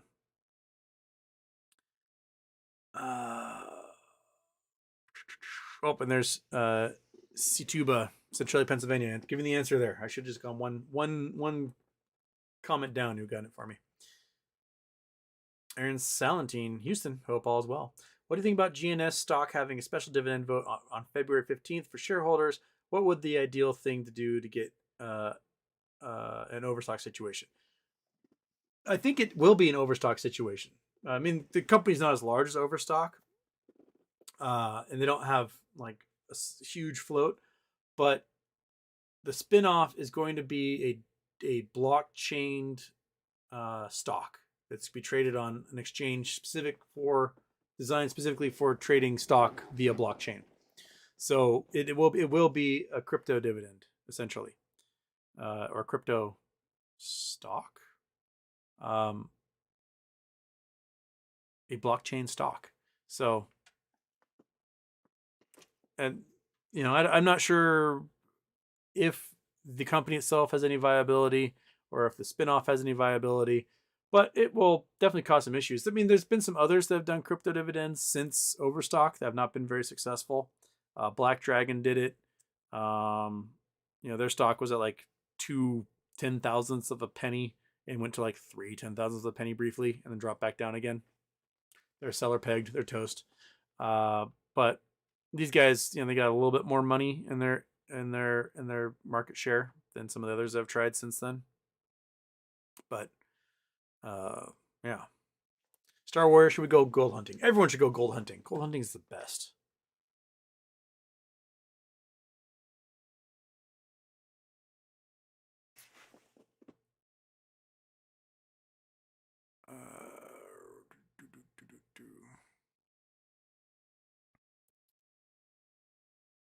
Situba is talking about there's also fires long lasting in Australia and Siberia, natural gas fires in Azerbaijan. Yeah, there's the pit of hell? That's the natural gas fire that's been burning for 100 years. So that one's really cool looking. Gates of Hell, Hellfire Natural gas crater. Darvisor crater in Turkmenistan. Gates of Hell. That's what it is. Yes, this is what we're looking for. Gotta take off the Google Earth. Boom. Yes, the Gates of Hell. So this is a giant crater that the natural gas has been leaking out of. It's been on fire for how long? Do you have more pictures or just that one? The ones at night are awesome. Burning, burning, burning. There it is at night. That's what it looks like. 230 feet wide, 98 feet deep, and just burning at all times. No. The origin of the fire still remains a mystery, but according to some reports, the flames have been burning since 1971. My guess is that somebody lit something and went boom in 1971 and has been burning ever since.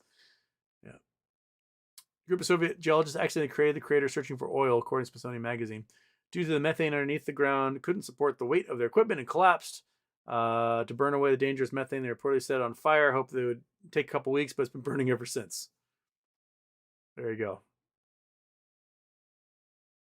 Oh, so the crater formed in 1960 due to mud flow and didn't catch fire until the 80s. That's what some local geologists saying. Okay, so there's different stories. So there's a couple of perpetual fires. There's one in Washington up the Snoqualmie River. There's like a little hole in a rock, and you can light it on fire, and then the rain puts it out, and you can light it on fire again. There's one in New York, up in like Allegheny County or something, that has a natural seep that's like always on fire.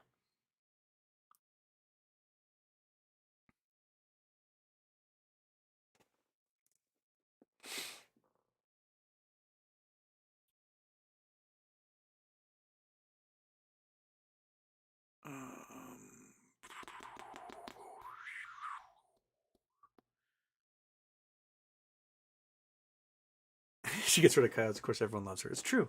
You do. You take care of the coyotes. Although when Snoopy was around, you guys were a hell of a tag team on those suckers. That was vicious. But Snoopy's now, off being a complete mental case with my sister.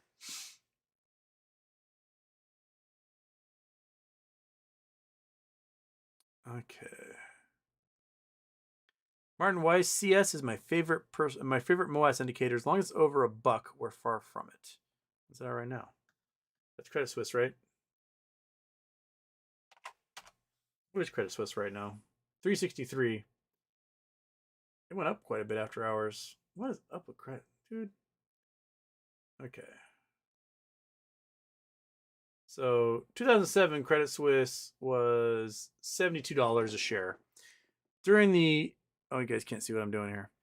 During the subsequent collapse of the global economy, dropped into the 20s, went back up to 40, dropped down again 2012 when we were having the government shutdowns and stuff, bubbled up as a 20-something dollar stock, and then it's just been dying ever since. I mean, a year ago it was a $10 stock, and now it's worth $3. Credit Suisse they should die. And yes, it should be a penny stock. It should be the only bank in the world that's a penny stock. If anything below $5 is a penny stock, but it should be below a buck. Personally, the glitz and glamour that was Credit Suisse no longer exists. It's done.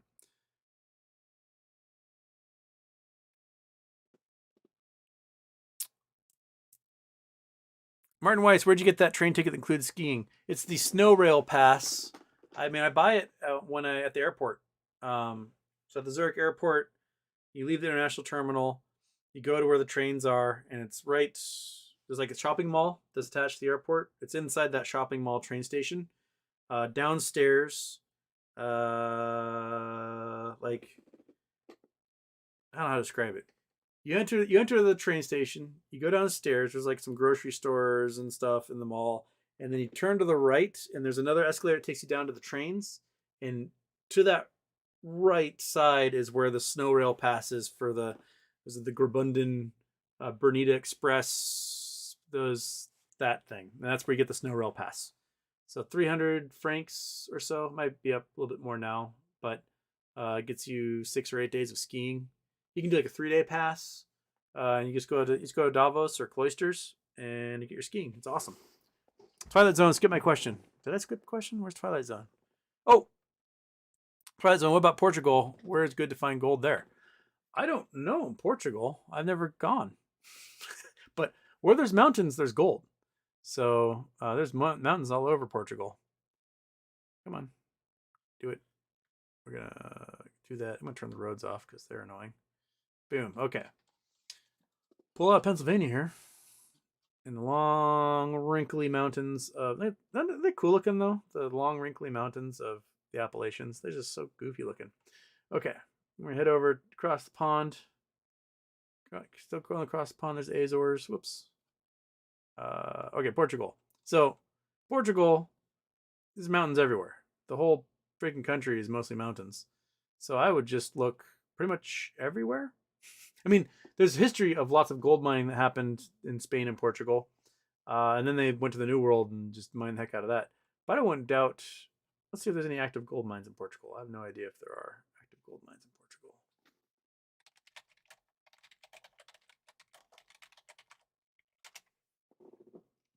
List of mines in Portugal. There we go.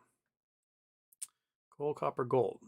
Oh, it's only São Domingos mine is the only one listed here. So let's figure out if we can pop that in here. São Domingos mine. Boom. Portugal. Where are you? Oh, to the south. Really? So this is... That's a pretty big gold mine. That's some big... It's a whole town here. We got some pits. This looks like the gold mine pit here. So, São Domingo mine. How big were you?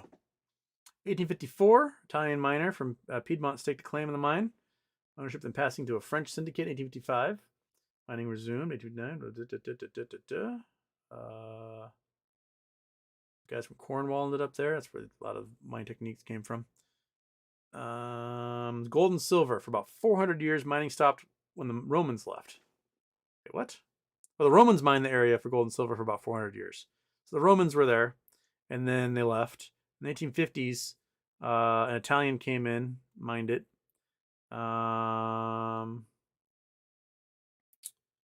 When did it go? 25 megatons of ore has been mined from there. Closed in 1866 due to the Portuguese government threatening to bring in legislation making companies, especially mining companies, financially responsible for cleaning up their mistakes. So yeah, so there's probably a bunch of sulfuric acid and crap in the ponds, and they don't want to clean it up. So they stopped mining 66. There's still gold there. Disclosure mine attracted many tourists. Many old mine buildings, open cast pit remained. The old mining company headquarters had been converted into a hotel, a small museum, and archive. Casa de Minero. An old miner's cottage depicts the life of a Portuguese miner. There's also an exhibit of an old cinema. There's English cemetery, because there's a bunch of guys from Cornwall that probably went there to mine. Yep. And the railway line has been removed, but one can still see the track beds. Okay. Yeah. Acid from sulfur oxidation. There you go. So this is all sulfuric acid. So the iron's getting oxidized, and the sulfuric acid, that water just will kill any bird that lands on it. Lots of toxicity happens from that stuff. So that's probably what they're going to have to clean up. Right on the border with Spain, with España. So my guess is, if we were to look at this sucker, we were to go back. Sorry, I got to go back to there. We look at this guy, and we have... It looks like we have a reservoir right here, so we have a dam blocking a reservoir. I would look downstream from this river here, and you can see there's all sorts of mining operations that continue downstream from here.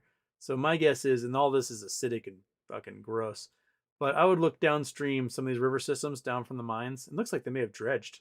This looks like a dredging operation happened here. So they must have gotten a lot of alluvial gold.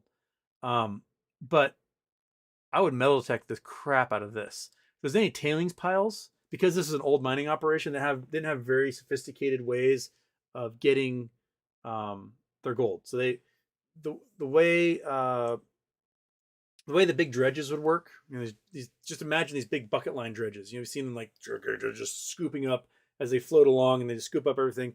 And then when they scoop up, they throw it all onto the sluice box. And the first thing that happens when it goes in the sluice box, it goes over this grating. And the grating basically shoves off all the big rocks, so all the little rocks flow through, and then it goes across the sluice box and gets settled out, and all the gold gets settled out. Well, if there's any big chunks of gold, they're too big to pass through the grading, and they slide off all the rocks. So look for the tailings piles, and you can metal detect the tailings piles. Some good examples of those tailings piles, and you can see all these like marks that go back and forth. These are probably all from tailings from dredges 100 years ago. But we go to the United States. We go to like Sumter, Oregon.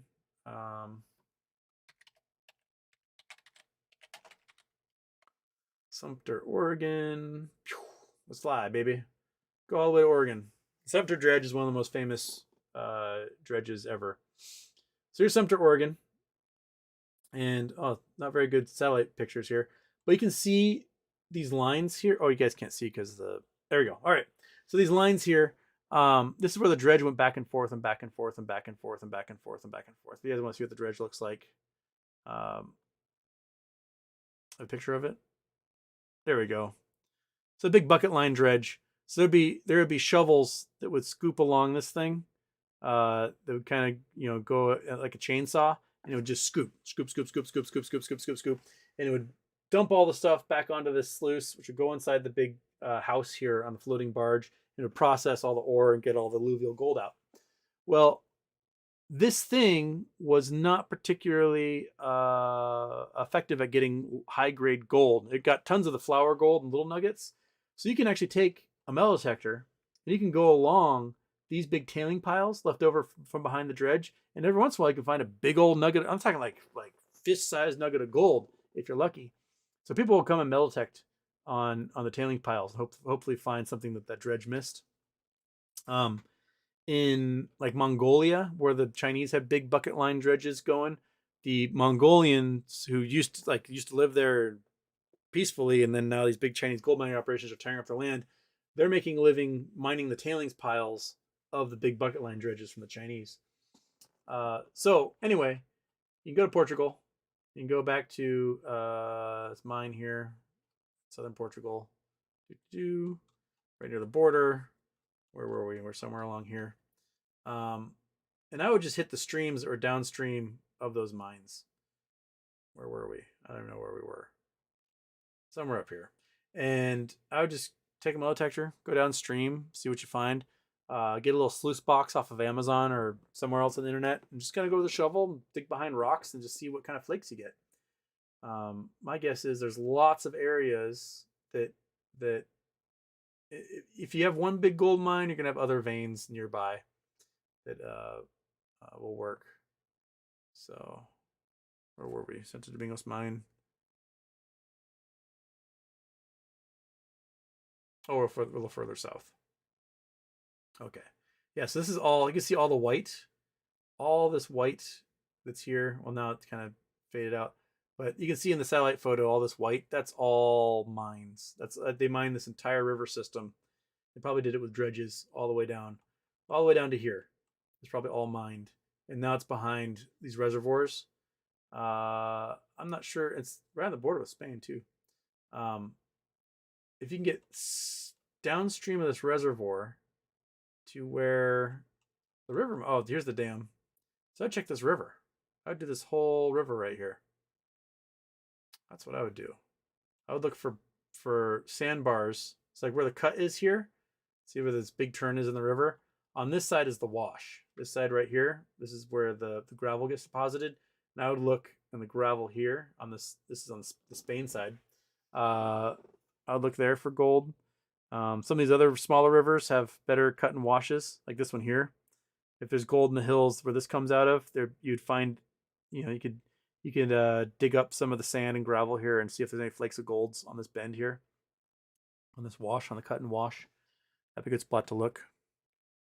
There's a lot of gold to be found in Europe that people just stopped looking for after like the Romans. Instead, they went to Africa and South America and they dug it all there when there was plenty of gold in their backyard.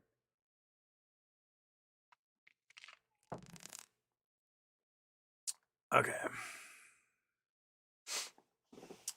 Martin Weiss, my favorite strange word in English is discombobulated. In German, it's Kaulquap. What's yours? My favorite word? My favorite word is spatula. Spatula. Just a weird word. Spatula. Where'd that word come from?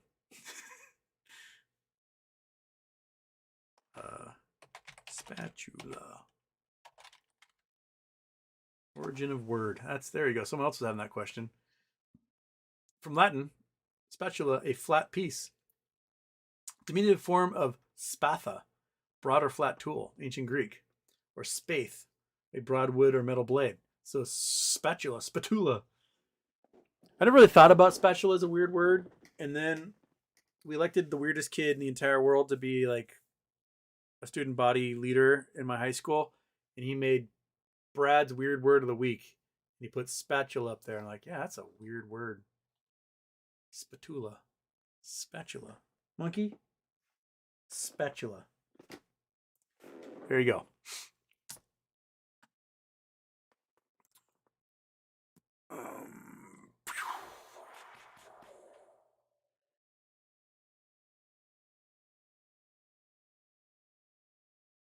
Houston, what's your largest gold nugget find? My personal largest is a little more than an ounce. So basically, like, the light's really bright, but like maybe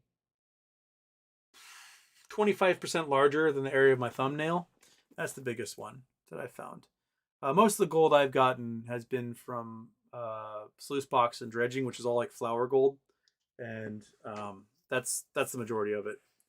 Or like really tiny micro flour gold from beaches doing beach mining.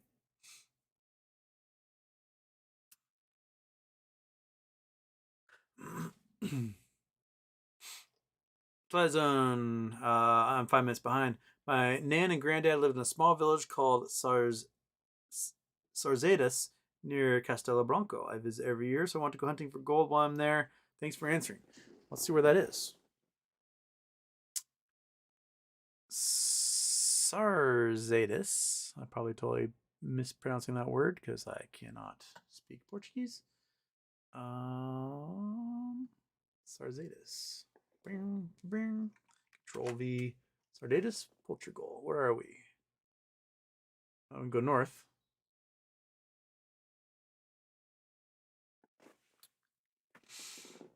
There's lots of hills out here.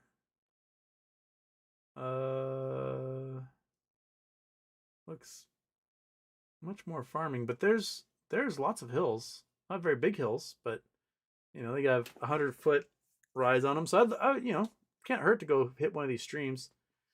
Like, it's a stream right here. Just go sit in it one day. It's probably beautiful weather in the summertime to sit in a stream and knock over some rocks and get a gold pan. Learn doing some gold panning videos on the internet.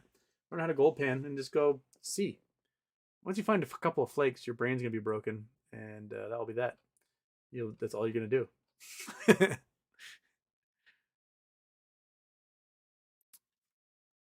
Okay. Snurtlert. Hello, Snurtlert. Am I all caught up? I mean, it was kind of a small audience show this evening. Everybody's tapped out from the 3-hour marathon that was yesterday.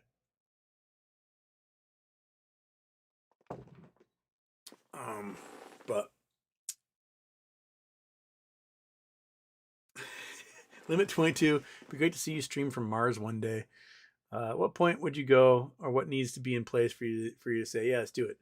I have zero interest in going to Mars. To go say, like, look, I went to Mars. That'd be pretty neat. But I do not have any faith whatsoever that we will ever have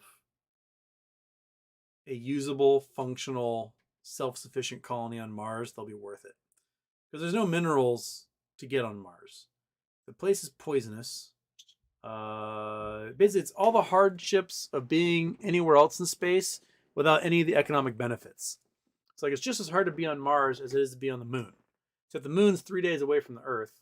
So if they're into issues, at most you have to wait 3 days for rescue. Mars is 6-8 months away. Or 45 days if you have this really cool new engine.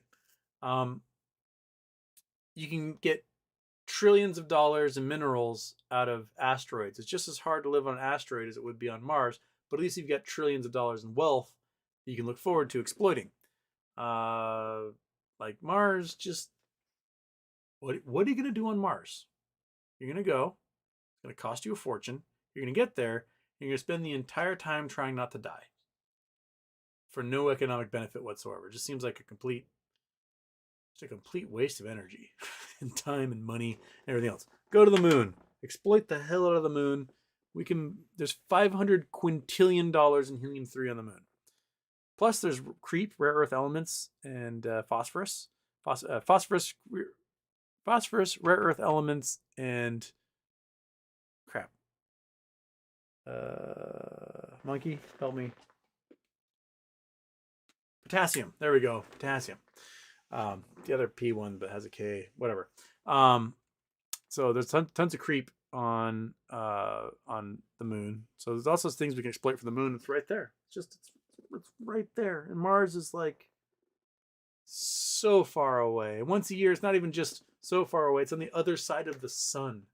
So you can't even communicate with Mars for a chunk of time because it's behind the sun. And so you have to make a satellite network that bounces things off of satellites that don't exist yet so that we can like get news from Mars for a month of time out of the year. It's just I don't recommend it. Okay. It's close enough to midnight. I'm kind of haggard. We'll do a show Friday. I was hoping to get Rosa on this week, but the way the filings all happened and she's so busy that, I'm not going to bother her. We'll get an update from her when she is in the clear and ready to talk to people. So I'm just going to let her do her thing. Yeah. So that's it. That's it for me. Signing off for the monkey butt and myself. I'm going to go hunt for some chocolate or something inside the house. Maybe make some cookies. I'm hungry and tired. So, catch you all later. Thanks for joining me. We had a ton of geology questions today, and I love that. That's my favorite. So, see you Friday, right? Yeah.